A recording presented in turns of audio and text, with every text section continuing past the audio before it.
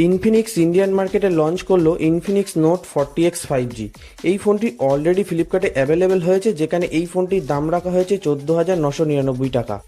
আজকের এই ভিডিওতে আমি ইনফিনিক্স নোট 40X 5G এর ফুল রিভিউ করতে চলেছি এবং জানাতে চলেছি এর সম্পূর্ণ স্পেসিফিকেশান, এবং সেই সঙ্গে এও জানাতে চলেছি Infinix note 40X 5G Bangladesh মার্কেটে কত দামে আপনি কিনতে পারবেন। তো চলুন আর দেরি না করে ভিডিওটি শুরু করা যাক।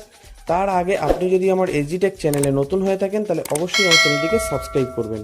বন্ধুরা, ডিজাইনের কথা বলতে গেলে প্রথমেই আপনারা দেখুন এই ফোনটি কিন্তু দেখতে একদম আইফোনের মতো, যার ব্যাকে কিন্তু প্লাস্টিক বডি দেওয়া হয়েছে। এই ফোনটি 8.2 mm তিন পাতলা এবং এই ফোনটির ওয়েট 201 গ্রামস। এই ফোনটিতে আছে IP52 এর রেটিংস, ফলে এই ফোনটি কিন্তু ওয়াটারপ্রুফ এবং ডাস্টপ্রুফও। এই ফোনটি সাইড ফিঙ্গারপ্রিন্ট সেন্সারও। বন্ধুরা, কালার্সের কথা বলতে গেলে আপনাদের জানিয়ে রাখি এই ফোনটি কিন্তু তিনটি কালারে অ্যাভেলেবেল আছে, গ্রিন, ব্লু এবং ব্ল্যাক। বন্ধুরা, ডিসপ্লের কথা বলতে গেলে আপনাদের জানিয়ে রাখি এই ফোনটিতে কিন্তু 6.78 inch full HD plus IPS LCD display দেওয়া হয়েছে উইথ 120 হার্টসের রিফ্রেশ রেটের সাথে। এছাড়াও এই ফোনটির ডিসপ্লেটি কিন্তু একটি পাঞ্চ হোল ডিসপ্লে। বন্ধুরা, পারফরমেন্সের কথা বলতে গেলে আপনাদের জানিয়ে রাখি এই ফোনটিতে কিন্তু মিডিয়াটেক ডায়মেনসিটির 6300 প্রসেসর দেওয়া হয়েছে, যেখানে সমস্ত গেম আপনি মোটামুটি খেলতে পারবেন, কোনো সমস্যা হবে না। এই ফোনটির আনতুতু স্কোর কিন্তু 4 লাখেরও বেশি।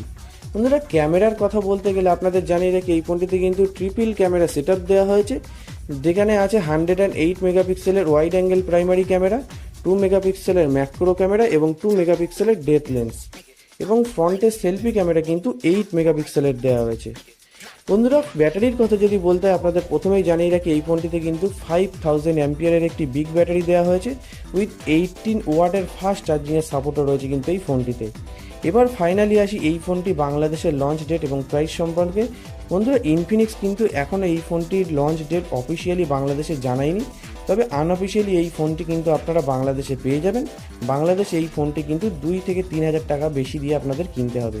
তো আজকের ভিডিওটি কিন্তু এই পর্যন্ত, দেখা হচ্ছে পরের ভিডিওতে। ভিডিওটি ভালো লাগলে লাইক, কমেন্ট, শেয়ার করুন এবং আমার চ্যানেলটিকে সাবস্ক্রাইব করতে ভুলবেন না।